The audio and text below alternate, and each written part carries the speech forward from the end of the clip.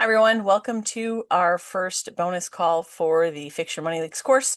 I am Shannon Schroeder and this is Sadie Smiley, and today we're going to answer whatever questions you guys have. Our call today is focusing on the visibility and money leaks. So we will start with any questions that you guys have here, Christine or Jess, if you have any questions.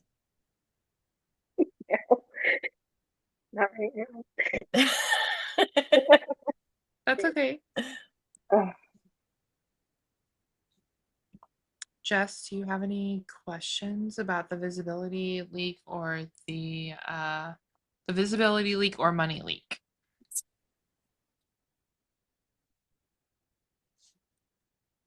Don't know that I have any like super specific questions.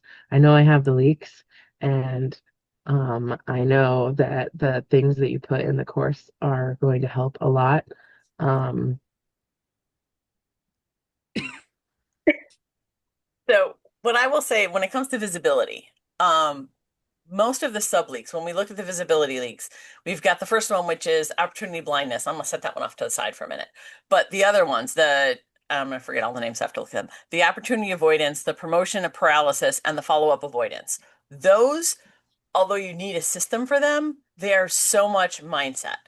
That is like you don't promote because you're afraid of what people are going to say. You don't follow up because you're afraid how they're going to react. You you don't apply because you think you're not good enough. That is the rejection sensitivity, the mindset piece of being afraid of putting yourself out there. So creating systems will help you kind of get over that hurdle because it's automatic. Like I'm going to do the thing. I already have a pitch ready. I don't have to think about it. I can just copy and paste it. The first one, the opportunity blindness, that's like not being aware of what's out there, mostly because you don't have a system. Like you find out, oh wait, man, that would have been a perfect bundle for me, but I missed the deadline. And that's because you don't have a system in place to actually check it. So for visibility, well, for everything all of the leaks, really, it's about building the right systems. Um, but when we're talking about those visibility ones, a big part of it is that panic that people feel about putting themselves out there. So making sure that as you're building your systems, you're doing the best you can, being in like the right headspace for it. Like if you're already spiraling about something, it's probably not necessarily the best time to go ahead and throw out a pitch, because then you're just going to beat yourself up about it no matter what. Um, and then it's important that when you're doing those things, that you look at the facts, not the stories that your brain tells you. Like the absolute worst case scenario for putting yourself out there is what? The fact is, they say no. They say, you're not a good fit for us. The story that you hear in your head is, oh my God, I'm so stupid. Nobody's ever going to want to work with me. And everything that I make is junk. And I'm never going to go anywhere. My business is going to grow. Nobody said that. But that's what we hear in our heads. So it's about really like taking that step back and looking at what are the facts. They said no. Okay, so let's go on to somebody else who might say yes. And kind of trying to, it's hard to just say, I mean, it's easy for me to say, just ignore that voice, right? But sometimes that voice is really, really loud. So that's a big part of the visibility, is like working through that emotional mess, um, and leaning into will help with that. Um, Sadie, you got any questions over there about visibility that we need to address? I was like, no, I'm fine with being visible. Yeah, oh, Oh, we know. yeah. Yeah. My bad. I was so confused. Yes, we Okay, know Sadie likes to hi. be very visible. She's not wearing a crown today, but usually she is. I know it doesn't work with my headphones. I need to have Kevin 3D print me a crown that can go on Go on top of top my of the headphones. headphones. Yeah. So someone asked, how do I know if it's a visibility problem or an offer problem? And I can answer that, but if you have any thoughts about that, go first. So I would say, first and foremost, if you're putting yourself out there with your offer and you're sharing it, in multiple places, you're applying for bundles, you're, talking about your offer to your people, and it's not going anywhere, then it may be an offer problem or a messaging problem or a sales page problem. But it might could be lots of other things. But or but if you know you're doing the thing and you're putting yourself out there, then it's probably not a visibility problem. It's a different issue. Yeah, so very good point. If you tell me, like I have a lot of coaching clients that I work with, and when they tell me that they're putting themselves out there, I want to see that on paper. I want you to tell me how many YouTube videos you've been publishing every week consistently for the past 3 months.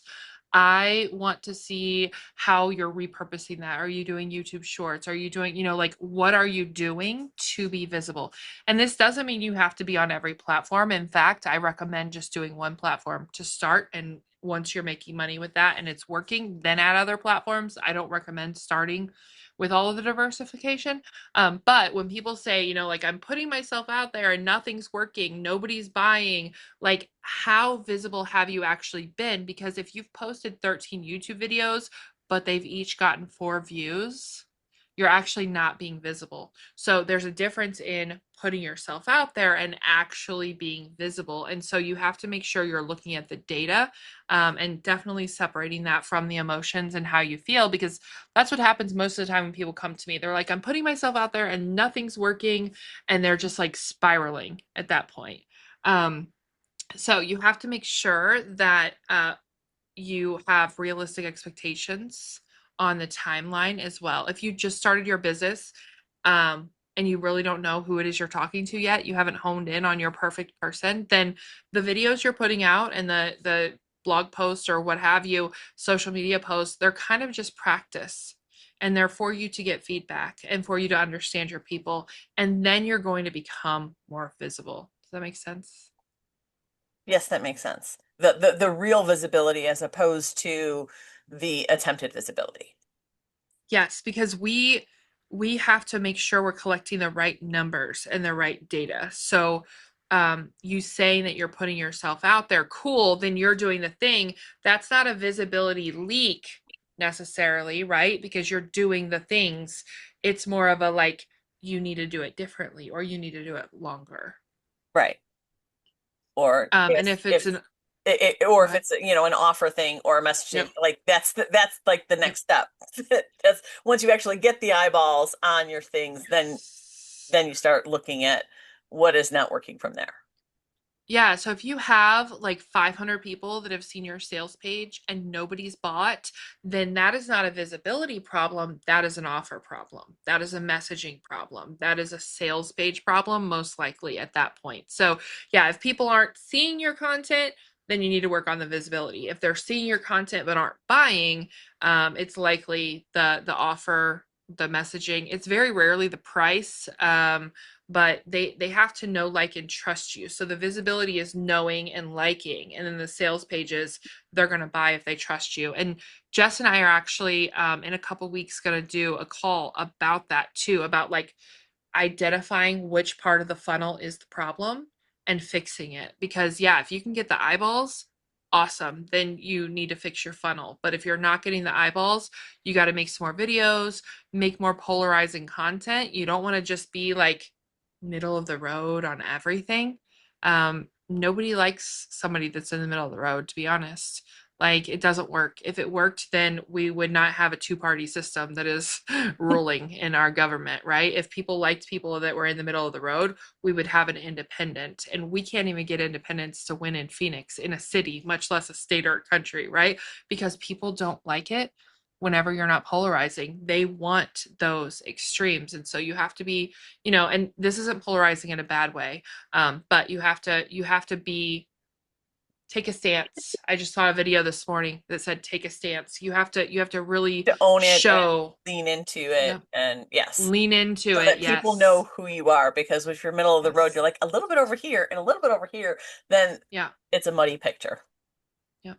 Christine, did you have a question? No, I think I'm just trying to figure out how to be consistent, like, because everything that you're saying is true. So about what I'm doing. So, yeah. Yeah. So being consistent with, are you saying being consistent with visibility? Can you turn your camera just a little so the fan isn't in it? It's making me dizzy. Sorry. Okay, no, I'm sorry. It's happening too. Hold on. I'm trying to look at you, but I'm like, oh, I'm getting sick. Okay. All right. So, being more consistent with what? I think just again, I mean, I've had my emails kind of scheduled out, but I know my emails need to be better because they're not doing anything. But then the social media, like I was um, doing shorts on YouTube. I've done like 20 something videos, so I'm trying to do that. And then, yeah, Instagram. And then my Facebook page, I just left it alone for a little while because I don't know. I'm doing, or I'm feeling the same way that you're telling me that other people are telling me, like I'm doing stuff, but nothing's working. But again, I can't just, that's too easy to say. Points and blame it. It's not the blame, just not taking the whole understanding of it. So, And so yeah. when you say you've done 20 YouTube shorts, is that like in over what time period? Like probably over a month or something because I've been trying to do them. I didn't, That's good. yeah. So I was trying to do one this week, but yeah, I'm trying to stay regular with doing a couple during the week and having them, you know, I do it on Instagram first. I put in there to edit it all and then share it um, on my YouTube channel. So I'm just trying to again get a rhythm down with that. So yeah, And so doing 20 in a month is a really good start for like focusing on one platform for sure. Um, are you getting like on YouTube specifically? Because I don't personally know anybody who has success on Instagram out of the thousands of people I've coached. I can't help you with that no, path, that's fine. but No, don't worry. with the YouTube, Yeah. so with the YouTube shorts, are you getting views? Are you getting comments? What's happening? Well, the last one I did, I got like 955 views and then like Cool. 2 likes. And so sometimes the videos get over 1,000 views, and then some of them like have had, like 5 views. So, but from the majority of them have been in the higher views. And, somebody wrote like, people are going to write like, silly, not, I'm not going to say silly, but nice, not nice comments. Or somebody said, this is so easy. And I forget what they were saying, which is fine. They were going to share it anyway. So I don't care. I don't take it personally if it's helpful. So, and I'm just trying to say follow because I have like 22 subscribers right now, and yeah, just trying to And so make it. your whole goal with sharing the shorts is to grow your subscribers on YouTube right now? I guess because the other stuff that I need to have figured out is not figured out, so I'd rather just that have them follow at least with the short videos. At least I'm sharing stuff that might be helpful. So if they're watching Okay. it, and yeah, I'm hoping it will Yeah. be helpful because I'm trying to share things that are easy or relatable to them. And tell Shannon about your niche and your audience too, because I don't know if she knows as well as I do. Well, I'm a vet tech and I'm a dog trainer, and I have a local business, and then online is where I'd like to be more of. So it's just complicated because I've always had this fight between myself about being locally visible as well as online, and just yeah. So I always make things more complicated than they need to be. I've noticed that within myself. That's just a pattern. So yeah, I'm just trying again to, uh, we're going into the summer, so I know my kids are going to be home. I'm not going to use that excuse like, oh, I have them home. They're old enough. I just want to be more productive and just make sure, because also where I live, I'm not in Arizona, but we get hot out here too. And so that makes my schedule change a lot too with clients because you can't walk a dog in like 102-degree weather. So I'm trying, well, because I'm trying to not keep having the trade time for money or a different way instead of physically doing things, because some of the stuff that I do to make money, I'm not exactly thrilled about that. You have to do what you have to do. I just want to be doing more of what I like to do. So again, that's reality. Um, and I just try to make sure I remember that. Yeah. So when you're talking about building consistency, like do you currently like, oh, I'm gonna do a YouTube short and then you go and you record it And then you said you edit, which kind of boggles my mind because I don't edit anything ever. I don't really edit it. I just put it in Instagram, and I like I asked ChatGPT to help me with like what to write and like stuff like that, so it makes it easier. But I also make sure it sounds like me. And then I make sure to save it before I post it on Instagram, so it doesn't have the Instagram mark on it or whatever. And then I just try to do them at the same time. Yeah, and I try to with the emails too. I have like 904 email subscribers. And yeah, I just, when I'm out working with dogs sometimes, or if I see things, I'll just film it real quickly to think of it as a point. So it's on my phone. So, Well, it sounds um, like you're getting into the visibility with those shorts, so that's great. I would keep doing those and I would batch create as many as you can just so you can have that consistency. But that's really all I would tell you to do right now is just batch create so you have that consistency because it sounds like it may be overwhelming if we give you too many other things. Right. Well, and that's why I was asking like how you're doing because I could not imagine recording like one short and then being done. Like for no, me, for me, I'm like, I'm there. I I'm have now that going to do pressure a because bunch of I them. mean, I have the pressure because every time, like, like I co-working on Thursdays and then like, with everything, I'm always either out moving around or something, but I can't let what I have to do to pay the bills stop me from what I really want to do. And so I think again, um, I just try not to get overwhelmed. That's one of the things is I get overwhelmed and I shut down. So, and yeah, that's not helpful. So yeah, I'm just trying to stay consistent, like locally too, because I'm like probably a good secret that I had a client several years ago go, "You're a really good secret that nobody knows around here." I don't want to be like that. I feel that because I have the same issue locally, like I don't toot my horn. So people don't really know that much. And I feel like I know I should be doing more and I can do more. I just, again, when you're so close to what you see every day, you don't have a different perspective. So, yeah, that's what I'm trying to, again, figure out and do something. So, Well, I mean, to me, I mean, I agree with Sadie. Like, I would not add more pieces of visibility, but build up that consistency. And I batch everything always. To sit down and just like batch an entire month's worth of YouTube shorts and schedule them out. And if you're putting them on Instagram anyway, you can schedule them on Instagram because that's the, same platform as Facebook. yeah, Um, if you've got the newsletter subscribers that you can share that same information from your short in an email. You could repurpose it yeah, for the people who aren't, on YouTube or whatever. You repurpose it. And so it's not a whole new thing. You're reusing the same stuff. You're just using the words instead of the video. I mean, you could send the video if you wanted to. But for me, it's like, to repurpose it that way. And then your newsletter people are getting the same information, so you're keeping them there. They're there because they want it. Um, and so building like you've got the visibility coming in, and so getting them to stay. Um, like, do you have a freebie that you can offer up on YouTube for them to click on to get them on your newsletter list?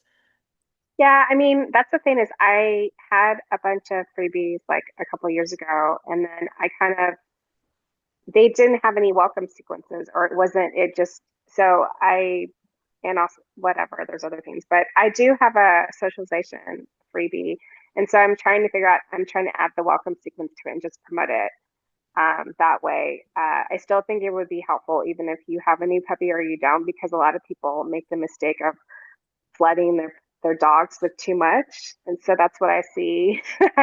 Like I have a client right now. I'm not going to tell her she ever did it, but it made her dog even more fearful. So I just want to spread the word.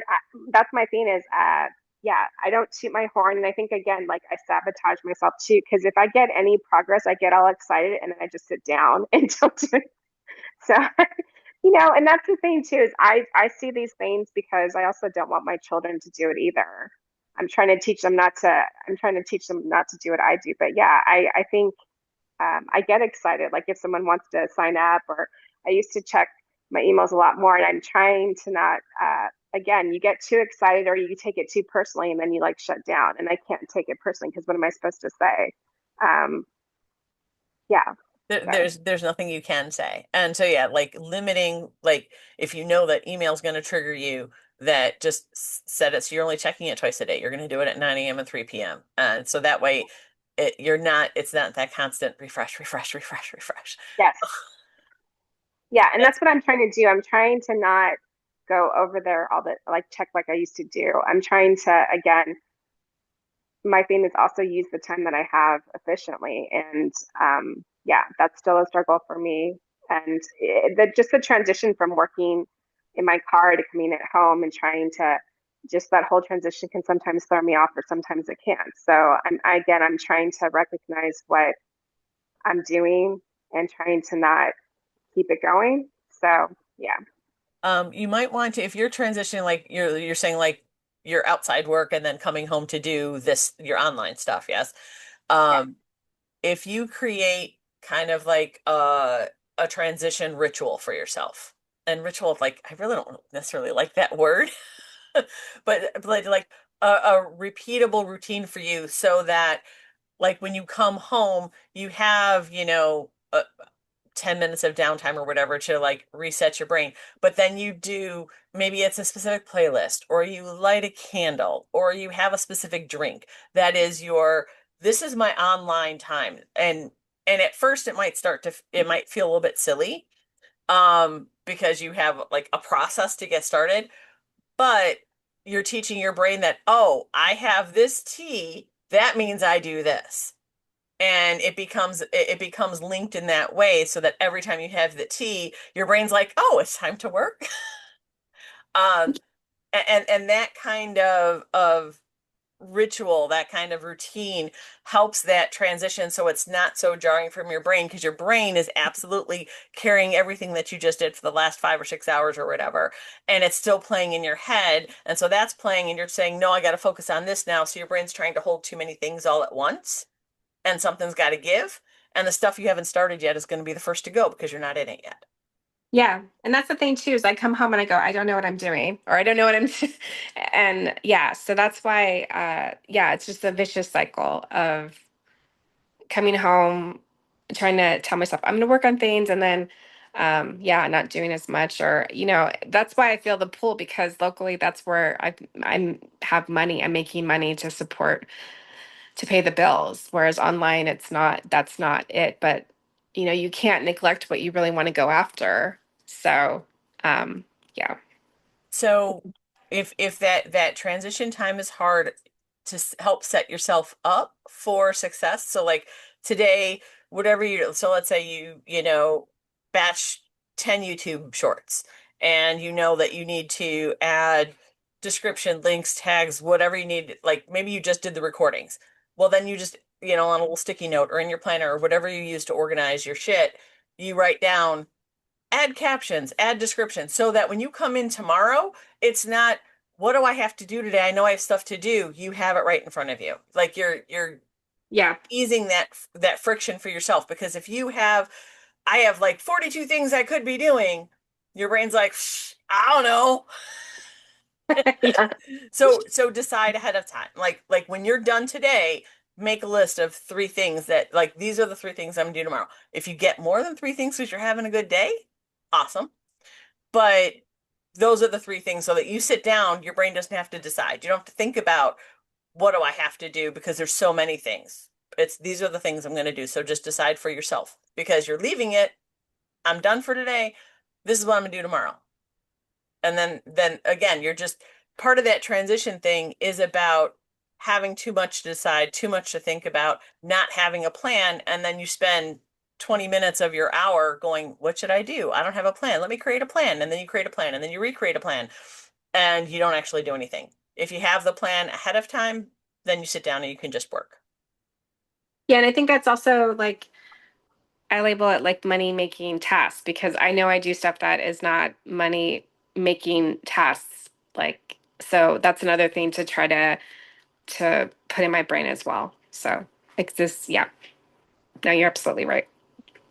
Yes. because the other ones are more fun and they're easier, and the money-making tasks tend to be harder, Yes. so we avoid them. Yes. So what is a money-making task that you feel is harder? I don't know. I mean, I with email, or I think just again, I think promoting myself, I don't promote myself enough locally as well as online. I don't Why like, is that hard for you? I'm used to being in the background.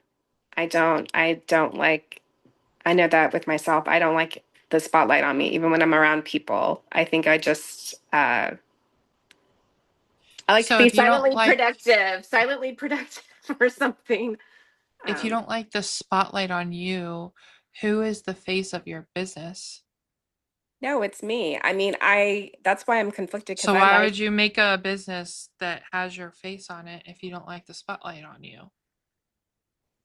um, yeah, that's a good question. I enjoy talking to people about the animal stuff. I really do. Yeah, it's interesting how I'm so quick to help other people and talk, but then when I want to talk about helping my business grow and make money, that's where I don't do as But isn't much. that what you're doing in your business anyway, is helping people Yes. by talking? Yeah. So And that's also the problem too, is I give way too much free information. And so you then, can't give away too much free information, but you do have to have a paid offer for them to go to. yes, and that's the thing too, is I almost like sabotage myself as well as what I realize is like when I'm talking to somebody on the phone about their dog, I'm sharing way too much. That's going to overwhelm them, but also they're going to realize like, Mhm. oh, I don't need to work with you. You already gave me what I needed. And so again, I get excited, obviously, because I like the topic, but then I also have to realize too, like, again, you're not helping yourself if you're just, that's not helping me. So, And you're not helping them if you're giving them so much that they get yes. overwhelmed. Well, and that's the thing too, is I always keep telling myself that obviously I want to make more money because then I can also help people that might not have the money to like get help with their dog, or I can do other things to help them. So then it's a win-win for everybody. So, It's very fun to talk about helping people that don't have a lot of money, but most people don't put the work in to actually do that. Like, exactly. it feels so good to be like, oh my gosh, when I make all this money, I'm going to help all these people. And like, that makes us feel good about ourselves.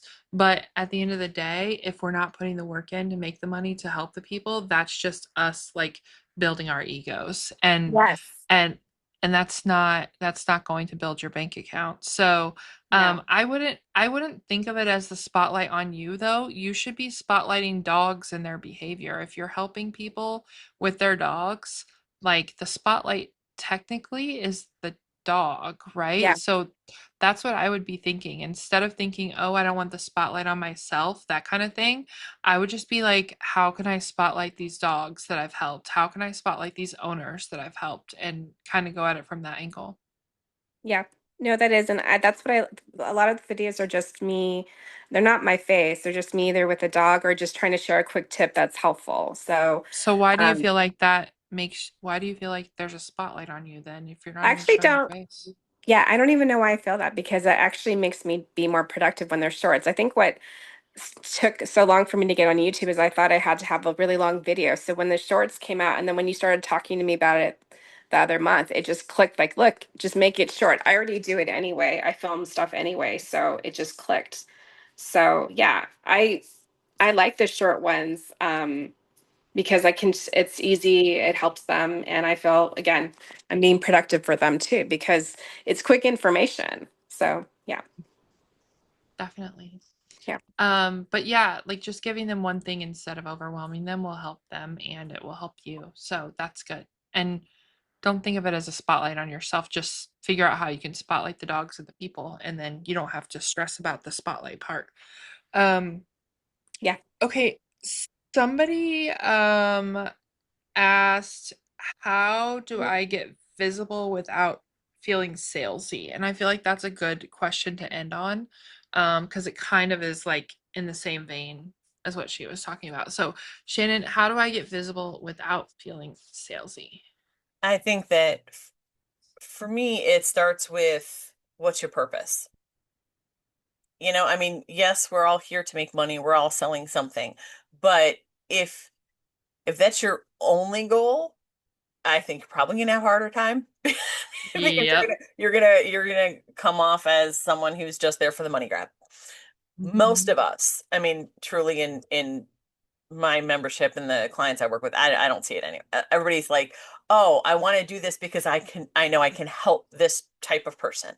And when you approach it from that standpoint, like I can help you do this and your life's going to be easier, or I can help you do this and your business is going to grow, or I can help you do this and that if you're starting from that point, it doesn't feel salesy. It might, I'm not going to say it doesn't feel it for you because it might, because every time you're saying, "Hey, I can do all these things for you, but give me money." Yes, you are selling. You might still internally feel that way. That's a mindset piece that you have to work on, but that doesn't mean that you're coming across as salesy. Because people who are in your world who are looking for help, like we don't, go to Walmart to buy some apples and say, oh no, they're too salesy. We went to buy the apples, we saw the apples, we bought the apples. So if people are there and they're coming to you and they want to learn what you have and they're getting value from what you're offering, then they're going to expect that at some point there's a price tag to it. So that doesn't mean that you are, like the used car salesman. I got an offer for you, right? Like it's more than that because you are doing them justice by helping them with the problem that they are trying to tackle.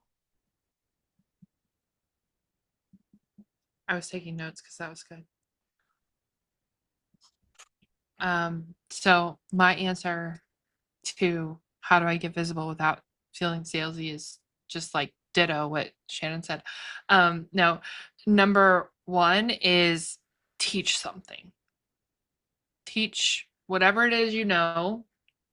Um, you have to know the thing before you can try to sell it. So I have a lot of people come to me and they're like, I want to help moms make money online. And I'm like, oh my God, that's beautiful. How much money are you making online? Oh, well, I'm not making money online yet. Excuse me. How are you going to help moms make money online if you're not a mom making money online? Right? That's like somebody who's never been fat trying to tell me how to lose weight. Like, no, shut up. I don't want to hear from you.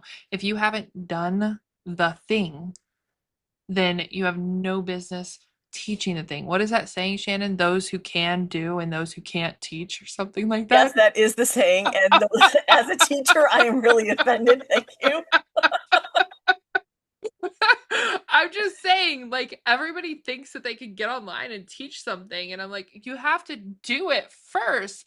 Like, what do you mean you haven't done the thing and you're trying to teach it and sell it, right? So I honestly think, I know that this is not going to be something that people like to hear.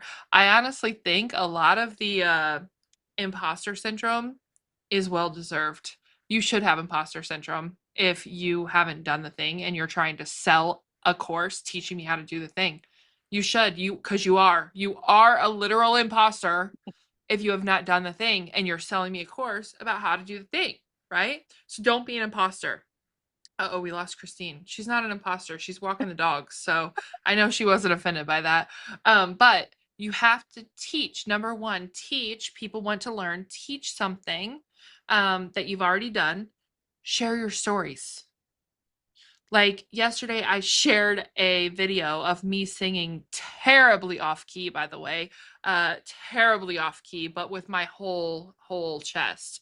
But I shared that video, and that was telling a story, right? Like my friend was in the background covering her ears, literally covering her ears, and I am belting at the top of my lungs seasons of love, and my husband is trying not to make a mean face because then I'll cry, so he's trying to keep his face neutral.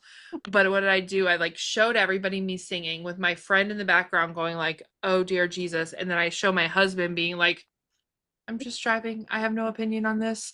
And then I show my friend again, who's covering her ears, right? And I sent that out in an email this morning. So I told a story. I shared a story. Even though it was a video, I didn't have to say anything. It told the story itself, right? There, she's back. So telling stories, sharing stories, showing things, showing the behind the scenes. Like, Jess, you have a little one at home, so showing how lovely disruptive it is to have a toddler at home while you're building a business, that can be really relatable to people. Because even if they don't have a toddler at home, like for me, I remember those days. So I'm like, oh yeah, relatable. Yep, understand, right?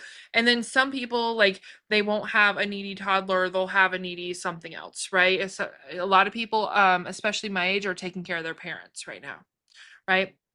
So teaching, number one, sharing stories, number two, number three, helping solve their problem. And so what Christine was saying earlier about, she gets on a call and tells them all the thing and overwhelms them, that's not solving their problem, right? But she could take a step back and give them one thing, solve one tiny little problem, right? And so you solve one tiny little problem and then invite them to take the next step.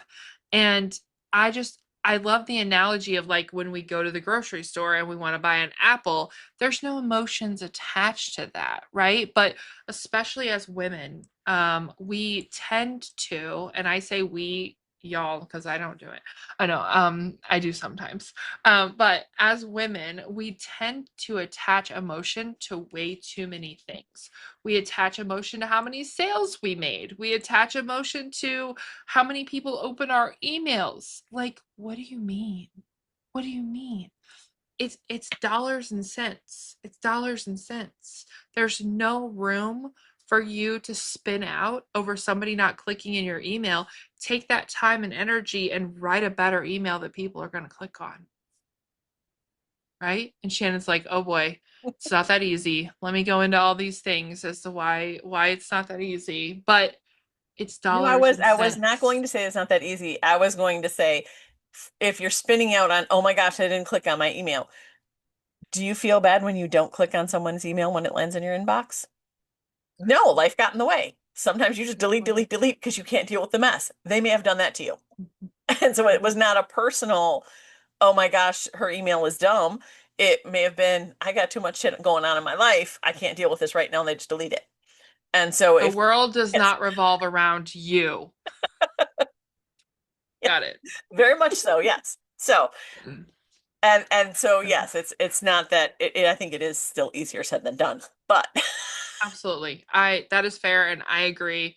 But making money online is easier said than done. So you have to do the thing in order for that money to come in, right? So there's a lot of things you have to work through, push aside, fight against, compartmentalize, whatever your coping mechanism is, okay? I have so many tiny little boxes of everything tucked away. Compartmentalization is my like, if I had a master's degree, it would be in compartmentalization. oh yeah, I can't definitely. even say it, but I would have a Yes. master's degree in it. Oh yes. Some of us are really good at that. Like just Yep. borderline disassociating, right? Just like it's fine. Yes. I backed it up. It's Yes. good. We're all Yes. good. Yes. But do that with your feelings about your emails and stuff, right? Because those aren't like things that you really need to worry about right this moment because, like, honestly, the feelings kind of start going away as you start making more money. I don't know, maybe the feelings are replaced by the money. I don't know. Something. Not a bad But I problem to do. have.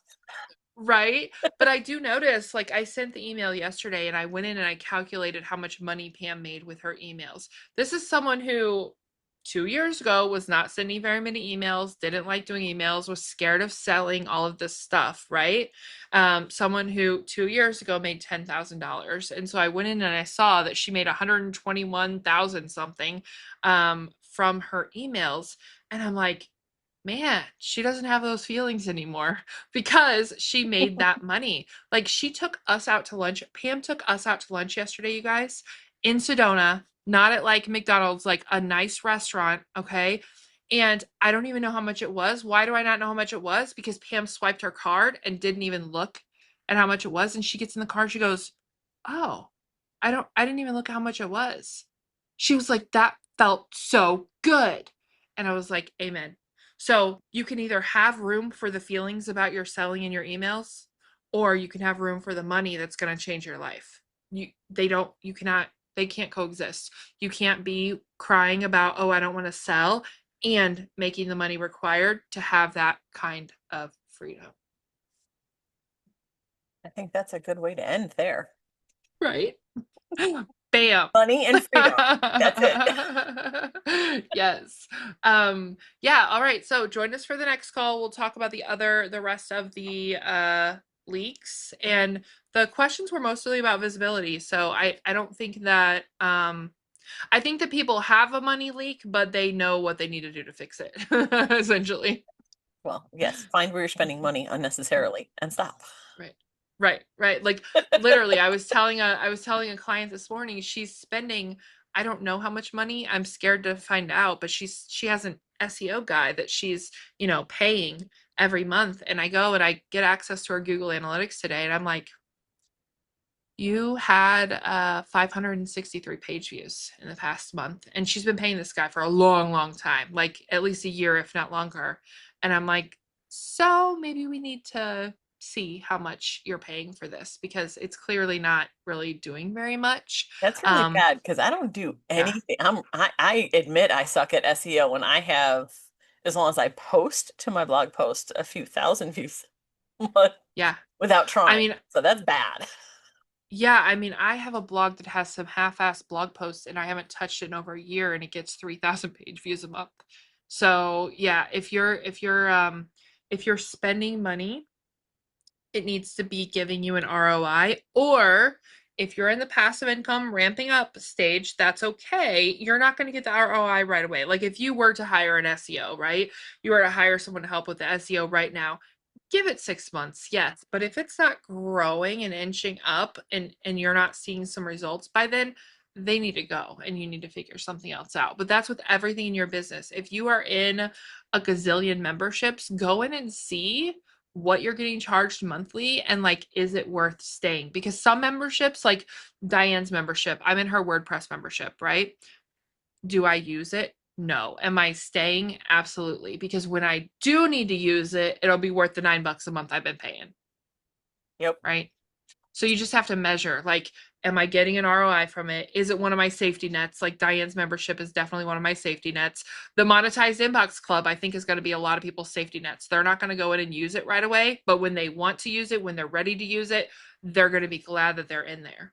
Right. So just look through them and be like, am I going to use this or not? And get rid of anything. Yep. The tools, you don't need 15 AI tools. Like, just go through and clean that mess up and see how much money you can save. Turn it into a game. That's what I like doing. I like seeing how much money I save, and then I put that much money into my investments the next month.